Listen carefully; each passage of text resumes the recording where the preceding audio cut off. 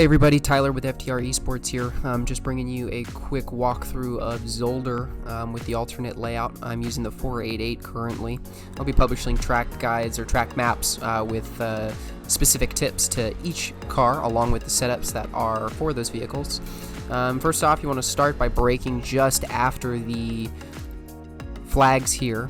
This is pretty much the same on all cars. It's right as you pass underneath that. You're going to start your braking zone. You want to make sure that you're doing a nice even braking. You're only going about 50% or so and turning in almost right after this white part of the concrete. It's a slow gradual turn, but make sure that once you've completely done your input, you stick to that and only wind out. You shouldn't be adding any more throttle or any more input, steering input after that. Once you kind of come out here, you can see that on the left-hand side of the track there are these two lines. I'm kind of aiming for this over here and starting my braking, and once I see this bend in the road, that's kind of indicating I need to make my way towards the apex, and I'm kind of aiming just right over, generally over here. Down into second gear, on the throttle early because you've got all this runoff over here, staying full throttle all the way through this. Use all of the track. This is a little tricky here because it depending on how much grip your tires have, you could take this in higher or lower gear. Kind of just depends on the situation. I like to brake right at this access point or this access road here and wait to turn in until I'm almost to the next access road.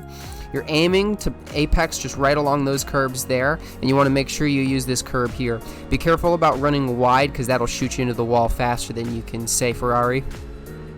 You want to be braking right in here just after the 100-meter board. Same thing as turn 1 where you're really only doing 50% braking here. You will be scrubbing off some speed as you turn in, and that's because you want to kind of hit the optimal speed right as you clip the curb and accelerate through. If you take too much of either one of these curbs, it is death. Doesn't matter what car you're in.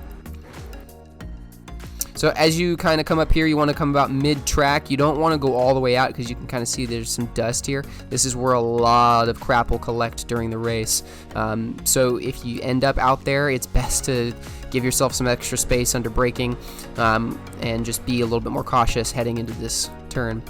So as we come in here, when it's a lighter out, there's actually like a line here where you can kind of see this white line kind of fade into a darker shade of white.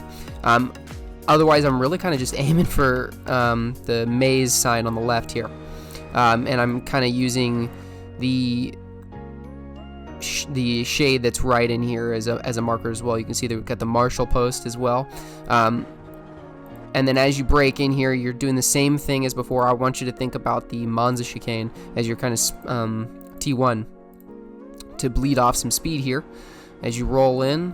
And you don't want to take too much of the curb, but you want to take just enough on both of these.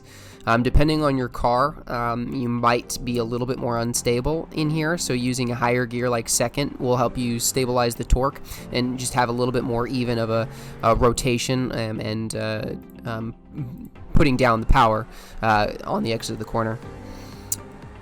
This is just all throttle modulation here. I stay full flat once the tire is up to temperature. You're going to wait till just before the 100-meter board, brake all the way down into first. You want to do a late downshift there, use that curb. Short shift into second, use up all the road. This is the tricky part, the part that's different about the alternate layout. We're going to take this first part of the left, lift at the 100, brake slightly to get the front to turn in, easy on the power, and follow through all the way through the corner. So just to kind of take that one more time. You can see we're lifting just a little bit, having a little bit of brake, and just easing it in so you can feel the front nose of the car agree with you. There is a bump here. You can see a little bit in there. I think if we go to nose, we might be able to see it better. You're going to see how this hillside is here. You really need to get into it early in order to take advantage of the camber benefit that's here.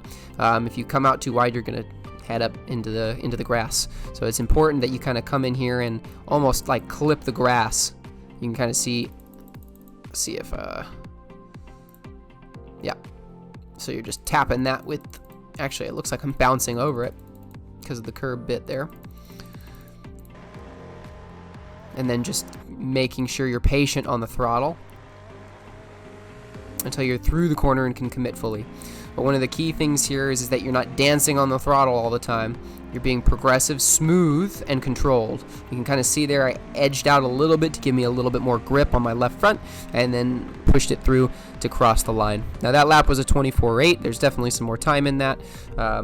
Various cars will do different times, but I expect race pace to be in the 24s and the 25s. So practice up, guys, and if you have any questions, once again, feel free to reach out to me, and thanks for joining us here at Zolder.